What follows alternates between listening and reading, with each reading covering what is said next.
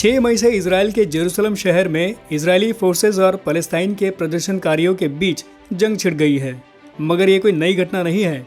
इन दोनों देशों के बीच हमेशा से संबंध हिंसक रहे हैं, लेकिन इजराइल जैसा छोटा देश हमेशा जीत कैसे जाता है?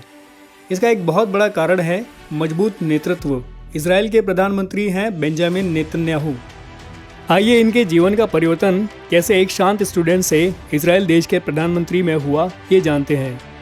आगे बढ़ने से पहले मैं आपसे रिक्वेस्ट करूंगा कि लाइक बटन को दबाएं। हम आपके लिए और ऐसी वीडियोस लाते रहेंगे। बेंजामिन नेतन्याहू का जन्म 1949 में तल अवीव शहर में हुआ था। इनके पिता एक मशहूर हिस्टोरियन थे और माता एक हाउसवाइफ थी। 3 भाइयों में दूसरे बेंजामिन के बड़े भाई योनाथन आर्मी के मिशन एंतेब्बे में शहीद हो गए थे। देश सेवा और जर्नलिस्ट गौरव ही हमेशा इनकी प्रेरणा रही। बेंजामिन की शुरुआती शिक्षा जेरूसलम में हुई थी।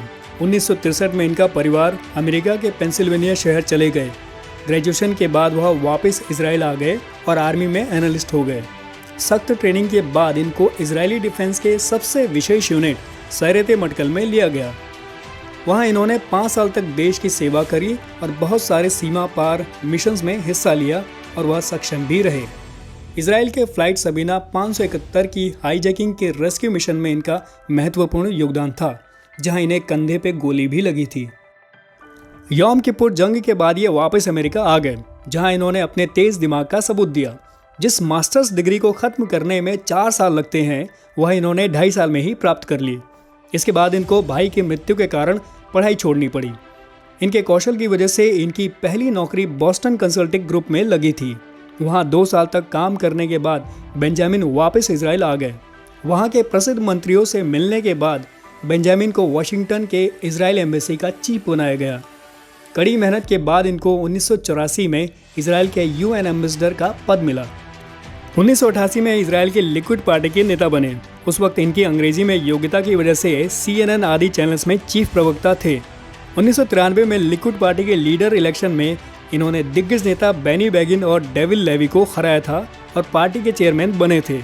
जल्द ही इन्होंने अपने कड़े निर्णय तथा वक्तृत्व कौशल की वजह से प्रधानमंत्री का पद हासिल किया। इन्होंने अपने कार्यकाल में आतंकी हमले के खिलाफ बहुत बड़े कदम उठाए।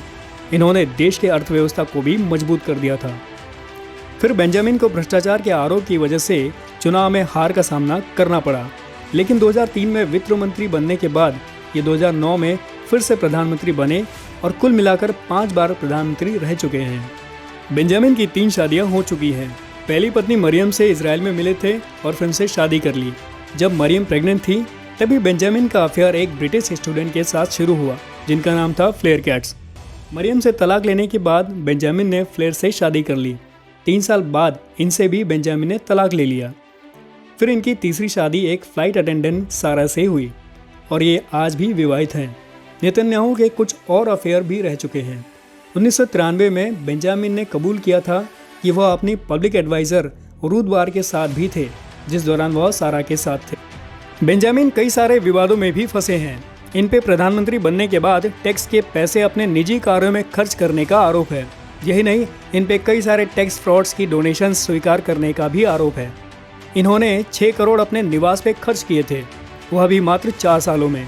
इन पे गाजा के साधारण नागरिकों पे भी एयर स्ट्राइक्स करवाने का इल्ज़ाम है। इनकी मित्रता विश्व के प्रसिद्ध नेताओं से है, जैसे कि प्रधानमंत्री Narendra Modi, Barack Obama, Donald Trump, Vladimir Putin, Viktor Orban आदि। इनका सबसे पसंदीदा खाना आइसक्रीम है। इनकी नेटवर्थ तकरीबन $11 मिलियन है, जो कि भारतीय रुपयों में लगभग 81 करोड़ रुपए के बराबर है। ये इजराइल के चौथे सबसे अमीर नेता हैं। इसी के साथ हम वीडियो को समाप्त करते हैं और आप हमें कमेंट करके बताइए आप बेंजामिन नेतन्याहू के बारे में क्या सोचते हैं।